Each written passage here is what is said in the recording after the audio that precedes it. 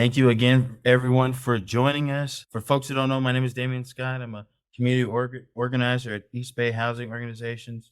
We're going to be presenting today on the Coliseum Input Session hosted by EBHO as well as public advocates. To get into the who we are and why we're here, of course, folks should know who East Bay Housing Organizations, who EBHO is.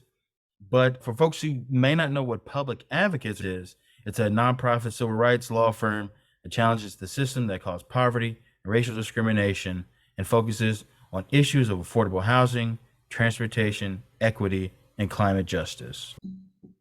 The larger coalition that EBHO and public advocates and a number of other organizations are a part of is Oakland United. And they are a coalition of residents, workers, faith leaders, youth, community orgs, and unions that actually still growing to this day. Oakland United came together and is fighting to make sure that major developments connected to a sports team will benefit Oakland. So that includes the Coliseum and also included advocacy around Howard's Terminal. Oakland United worked with community and with developers to create a community benefits agreement that benefits the community that would be affected by the development. Okay, and then to go on and give a little, just a brief history to set up why we're here today and how we got here. In 2019, Alameda County sold their half of the Coliseum site to the Oakland A's. And then around 2019 to early 2023, efforts were focused on Howard's Terminal, like we discussed before. But those discussions ended with no deal in spring of this year. And then in 2022, AASCG and Oakland United signed a memorandum of understanding to discuss our demands and agree on community benefits. In February of this year, council member at large Rebecca Kaplan and the African American Sports and Entertainment Group, sorry, there's a typo in there, AASCG signed an exclusive negotiating agreement to develop the Coliseum site. As a little background on what an ENA is, it means that the developer AASCG and the owner of the property, the City of Oakland, will commit to discuss only with each other to build on the site. So it means that the city won't talk to other developers to try and build something. And as part of the ENA, community benefits must be a part of the development. So that means AASCG has to have a community benefits agreement. So you may know that for Howard's Terminal, the city led a major input process to hear from community about what the community benefits should be. The city reached out to neighborhoods all around the Howard's Terminal area. It was nearly a year-long process, but this time for the Coliseum in East Oakland, the city isn't doing a community process about benefits. That isn't happening for the Coliseum. So that's why we're here. That's why we're doing this outreach.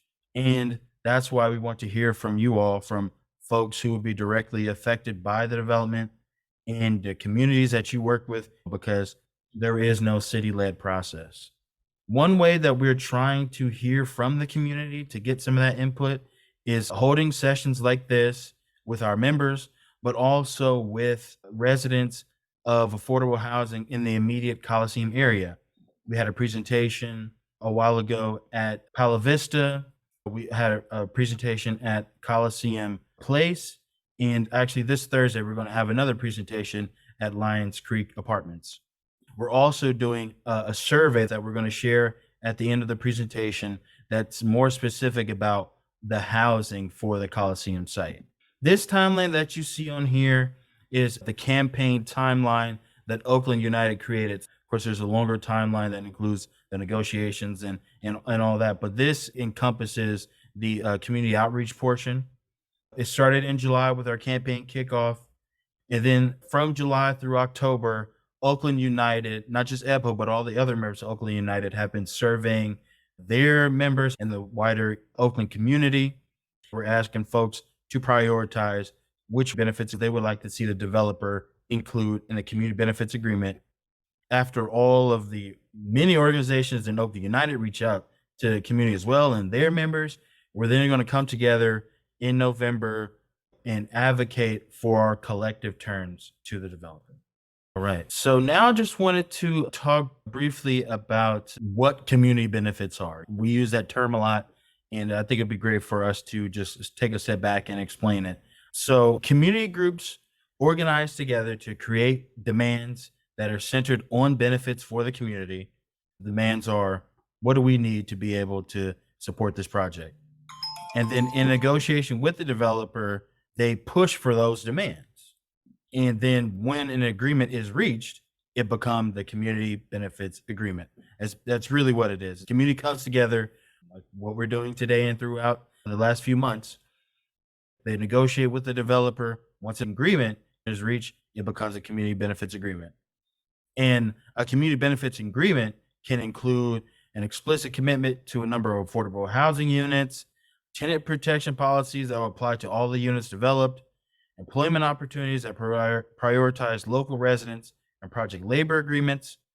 It could be accommodations for any nuisances that might arise as a result of the development, or investment in social services provided to local community groups. So a CBA is a legal agreement between community-based organizations and a developer.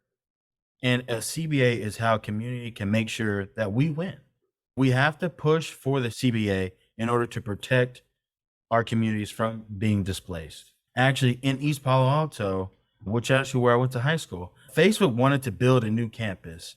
But a community organization felt that if they were going to build there, they would have to provide benefits for the community. The Facebook campus, it's huge. It actually touches 2 cities in the peninsula area, East Palo Alto and Menlo Park. So it was really important that EPA got this right. So the community organized and they made demands for commitments to job development, affordable housing, and actually the CBA that they eventually decided on included Facebook giving $20 million to a fund for those exact uses.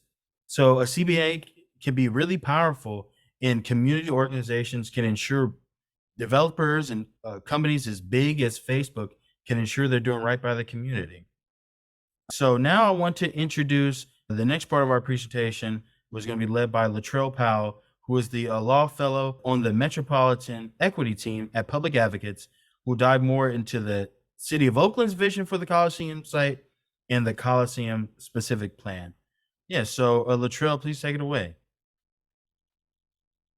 All right. So here's a map of the Coliseum site. I got the picture directly from the Coliseum area specific plan. The Coliseum area, as you see here, it's divided into 5 major sub areas. This is an overview of what the city sees a potential major redevelopment on the site looks like. Just for some examples, sub area E, which is the northernmost part of the site, is sought to be maintained as a waterfront district that will still be overseen by East Bay Mud, but also potentially have some, open recreational space and natural habitat uses. There's a couple of other areas for mixed residential and transit and office uses. Other areas like sub area D, which is closer to the airport, would be more for logistics and hotels and retail that would be relevant to, getting folks to and from Oakland Airport. Yeah, so this is just, again, looking at the site from a different angle. The city offered about 3 to 5 different models about how a brand new development can look, whether that's accommodating 1 new sports venue, whether that's accommodating 2, whether it's accommodating 3. And as you'll see, it's not by any means like a finalized document. I'll kind of be giving a little bit more context about how it came about, when it was authored, and what the status of it is today. Next slide. So, as a brief definition, a specific plan is a planning document that implements the goals and policies of the general plan. The intention is to provide some more guidance regarding development standards and implementation measures. A specific plan may be general and set forth broad policy concepts, or other ones might be a lot more detailed, and they might provide step-by-step directions on every facet of the development, as in the type of development, the design location, the intensity of the uses. Specific plans are used up and down the state. There's a ton of specific plans in the Los Angeles area, for example, that are pretty meticulous in detail. But as you'll see with the Coliseum area specific plan, it's a pretty broad document. It doesn't give too much insight onto how the goals will be achieved. This was actually adopted in 2015. In some ways, you could say that the current plan is somewhat out of date. As I mentioned, the models do accommodate for the possibility that there might not be the 2 or 3 professional sports teams, and that was we've seen over the past few years, right, with the Golden State Warriors relocating to San Francisco, and with the Oakland Raiders relocating to Las Vegas, there has been some movement in terms of what the site might be aiming to accommodate. Next slide. And so I wanted to pull some quotes that give you an idea of what kind of language is being used in the Coliseum specific plan. In the affordable housing goals section, for example, it says Oakland's commitment to providing affordable housing is described in the housing element of the general plan.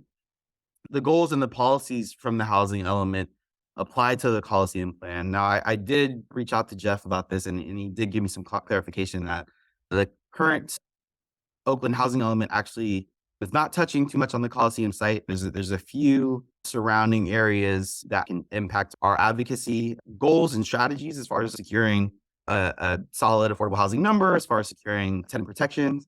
But as far as like the discussion that was happening in the 2015 version, this is how they touched on different areas. On anti-displacement, there's a comment in there that says that the city will attempt to minimize secondary anti-displacement through existing housing programs. So this is one thing I wanted to focus on, right? They're not necessarily saying with X amount of new housing, we're going to have a stronger just cause for eviction ordinance or a stronger rent stabilization program. One complicated thing about these major developments is that they're taken on by private companies, and there are limitations to the extent to which the city can actually have enforcement powers over all of the sites. We find that being relevant in the labor context, where the city explains that they have a number of employment and contracting programs. However, they do not apply to private projects. The city has very limited legal authority to impose its employment and contracting programs, but they seek to encourage and support the programs that will include retail, office, science, technology, construction, and other professional services, and allude to several goals like local hiring measures for technology and development, but also for the construction projects as well. On the next slide, we're going to think more broadly about the campaign considerations, right? Like what this really means for us and the partners that we work with. Due to the just sheer scale and scope of the Coliseum area specific plans, our advocacy and our demands will likely take on many different forms throughout the process, right? Like there'll probably be some aspects of it where we engage with the city a little bit more directly, where we engage with different departments within the city. Other forms might be like how we work with the developers, right? So on the labor agreements, for example, that is a tried and true staple in community benefits agreements where folks can advocate for a particular labor agreements, whether that again be local hiring goals or whether that be local investment into integrating folks into technology businesses that will be brought into the area. And maybe pipeline programs for companies that might be major investors in the new development. Those strategies can be pretty multifaceted. So that kind of highlights again the importance of CVAs. Understanding the landscape is so integral to informing our advocacy approach. It's about how we communicate the real opportunities that are available to people and reminding community members that we do have a very active role in ensuring that this development is done as equitably as possible as well. So yeah, thank you all. Thank you again, Latrel. Really appreciate your presentation. And now we're going to also give another opportunity for you all to share your opinion about this development.